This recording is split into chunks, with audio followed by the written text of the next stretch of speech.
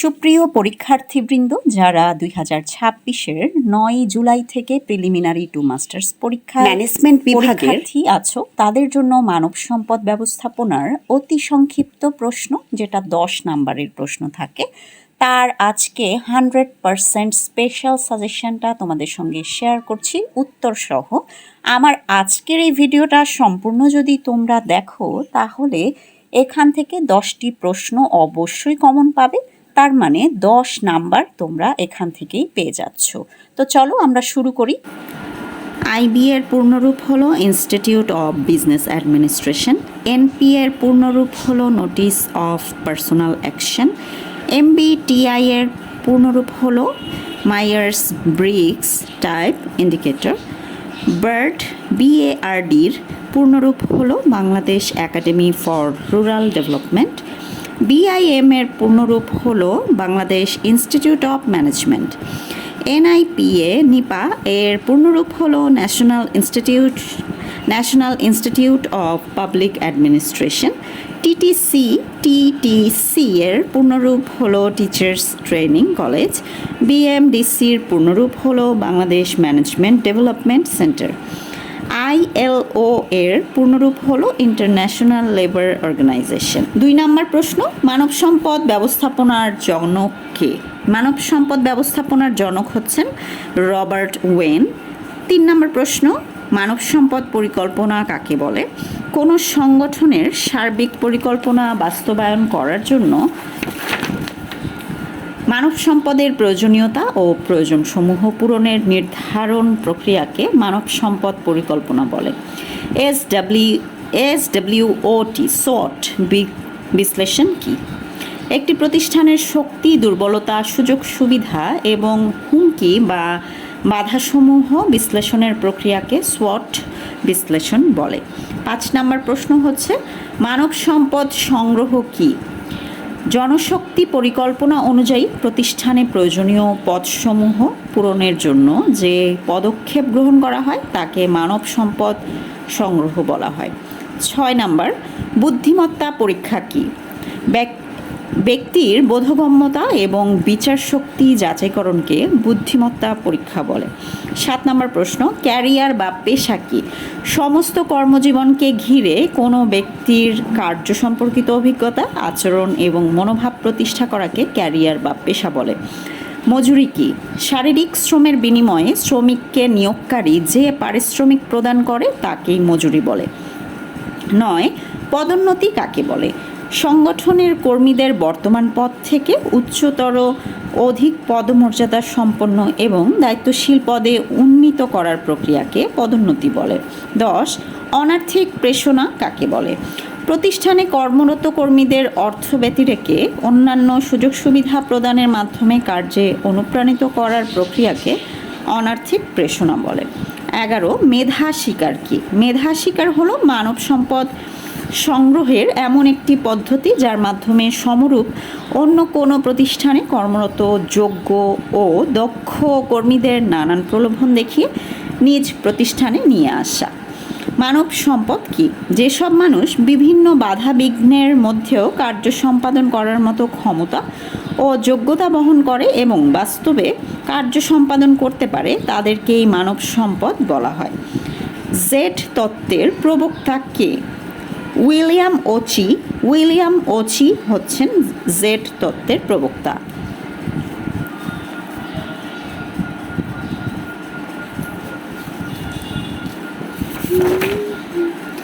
পদমূল্যায়ন কি?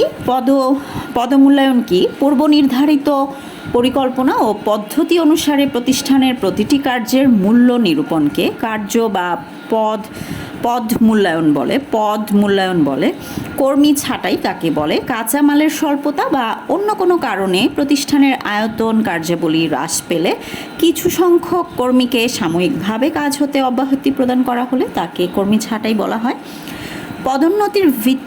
পদোন্নতির ভিত্তিগুলো কি? পদোন্নতির ভিত্তিগুলো হলো যোগ্যতা অনুসারে পদোন্নতি, জ্যেষ্ঠতা অনুসারে পদোন্নতি, যোগ্যতা ও জ্যেষ্ঠতা অনুসারে পদোন্নতি। তার মানে হচ্ছে পদোন্নতির ভিত্তি হলো 3টা: যোগ্যতা অনুসারে পদোন্নতি, জ্যেষ্ঠতা অনুসারে পদোন্নতি ও যোগ্যতা ও জ্যেষ্ঠতা অনুসারে পদোন্নতি। তালাবদ্ধ বলতে কি বোঝায়? যে অবস্থায় মালিক পক্ষ শ্রম বিরোধজনিত কারণে শ্রমিকদেরকে কারখানায় প্রবেশ করতে বা কাজে যোগ দিতে দেয় না, তাকে তালাবদ্ধ বলে। শ্রমিক সংঘ কি?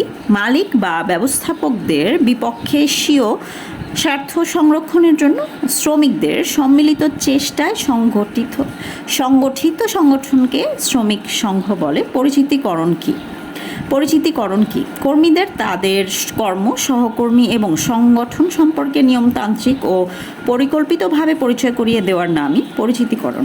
ফলো আপ কি? অভিযোগ পরিচালনার সর্বশেষ পর্যায়ে হলো ফলো আপ। ব্যক্তিত্ব কি? সমাজে বসবাসকারী মানুষের বাহ্যিক ও মনস্তাত্ত্বিক আচরণ বা প্রতিক্রিয়ার যে সমস্ত বৈশিষ্ট্য বা উপাদান প্রস্ফুটিত হয় তাকে ব্যক্তিত্ব বলে। কর্মী শৃঙ্খলা কি? প্রতিষ্ঠানের লক্ষ্যার্জনে প্রতিষ্ঠিত নিয়মকানুন, রীতিনীতি, পদ্ধতি ও আচরণবিধি মেনে চলে সুশৃঙ্খলভাবে কার্য সম্পাদন করার প্রক্রিয়াকে কর্মী শৃঙ্খলা বলা হয়। শিল্প বিপ্লব কখন সংঘটিত হয়? 1760 সাল থেকে 1840 সালের মধ্যে শিল্প বিপ্লব সংঘটিত হয়। প্রথম শিল্প বিপ্লব কোথায় সংঘটিত হয়েছে? প্রথম শিল্প বিপ্লব সংঘটিত হয়েছে ইংল্যান্ডে।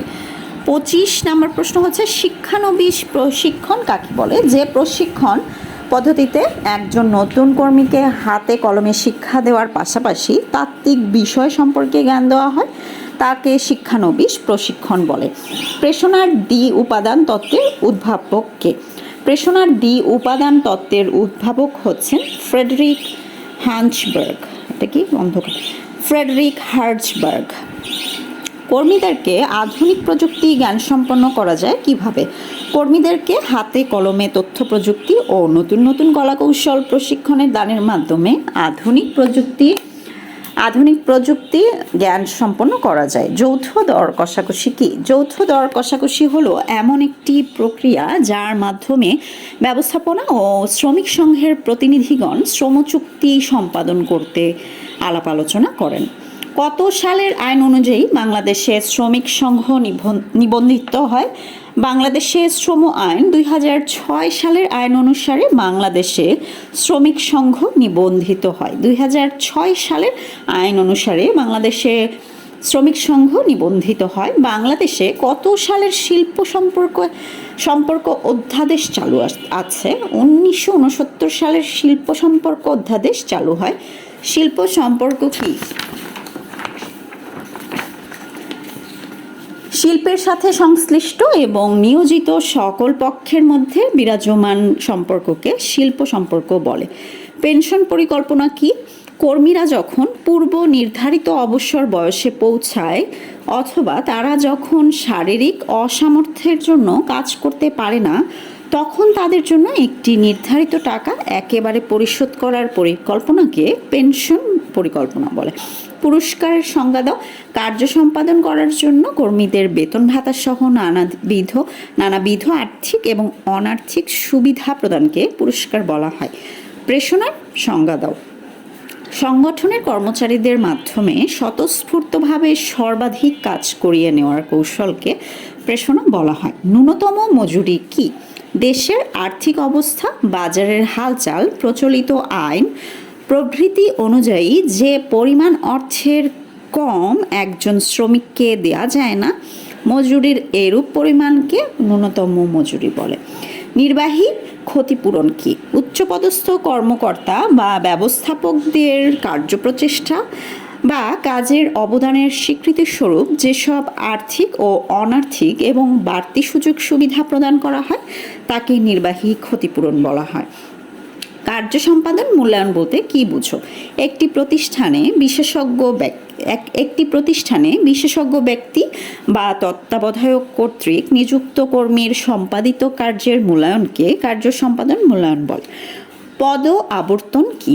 কর্মীদের সংগঠনের বিভিন্ন পদে পর্যায়ক্রমে কাজের প্রদানকে পদ আবর্তন বলা হয়। কর্মীদের সংগঠনের বিভিন্ন পদে পর্যায়ক্রমে কাজের প্রদানকে পদ আবর্তন বলা হয়। আরোহ প্রশিক্ষণ কি? প্রতিষ্ঠানের উদ্দেশ্য, আদর্শ, রীতিনীতি, কার্যক্রম ইত্যাদি সম্পর্কে নবনিযুক্ত কর্মীদের অবহিত করানোর লক্ষ্যে যে প্রশিক্ষণ দেয়া হয় তাকে আরোহ প্রশিক্ষণ বলে। প্রতিষ্ঠানের উদ্দেশ্য, আদর্শ, রীতিনীতি, কার্যক্রম ইত্যাদি সম্পর্কে নবনিযুক্ত কর্মীদের অবহিত করানোর লক্ষ্যে যে প্রশিক্ষণ দেয়া হয় তাকে আরোহ প্রশিক্ষণ বলে। মানব সম্পদ সংগ্রহের উৎস কয়টি ও কী কী? কর্মী সংগ্রহের উৎস হচ্ছে দুটি, যথা অভ্যন্তরীণ উৎস এবং বাহ্যিক উৎস। মানব সম্পদ ব্যবস্থাপনা মডেল কি? কর্মী ও কাজের আন্তঃসম্পর্ক এবং মানব সম্পদ ব্যবস্থাপনা ও বাহ্যিক প্রভাবগুলোর ফলে প্রতিষ্ঠান যে লক্ষ্য অর্জন করে তার প্রতিক্রিয়া বিশ্লেষণ করেই মূলত মানব সম্পদ ব্যবস্থাপনার মডেল হিসেবে চিহ্নিত। ওয়েবসাম কি? ইন্টারনেটের একটি ওয়েব পাতা যা জীবন বৃত্তান্ত হিসেবে ব্যবহৃত হয় তাকে ওয়েবসাম বলে।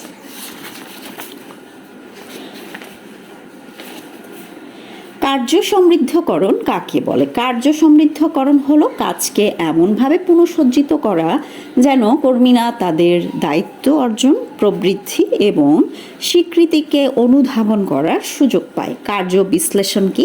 কার্য বিশ্লেষণ হলো এমন একটি প্রক্রিয়া যার মাধ্যমে কোনো নির্দিষ্ট পদের কর্তব্য, দায়িত্ব ও কার্য পরিচালনা সংক্রান্ত যাবতীয় তথ্যাবলী সংগ্রহ ও পর্যালোচনা করা হয়। কর্মী ব্যবস্থাপনার সংজ্ঞা দাও।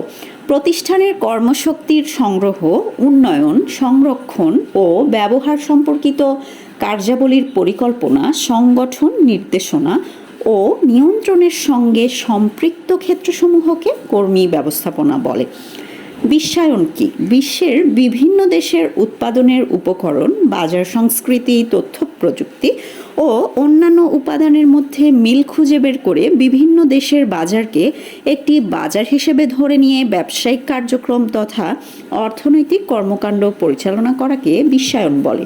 নীতি কি? নীতি হলো কতকগুলো আদর্শভিত্তিক পরিসীমা যা সিদ্ধান্ত গ্রহণ প্রক্রিয়ায় ব্যবস্থাপনাকে সহায়তা করে। কর্মী সংগ্রহের অভ্যন্তরীণ উৎস কোনগুলি?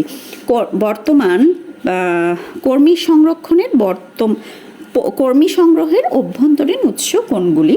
বর্তমান কর্মীর পদোন্নতি, খ বদলি, গ কর্মীদের বন্ধু বান্ধব ও আত্মীয় স্বজন, ঘ ঊর্ধ্বতন কর্তৃপক্ষের সুপারিশ, উম শ্রমিক সংঘের সুপারিশ ইত্যাদি।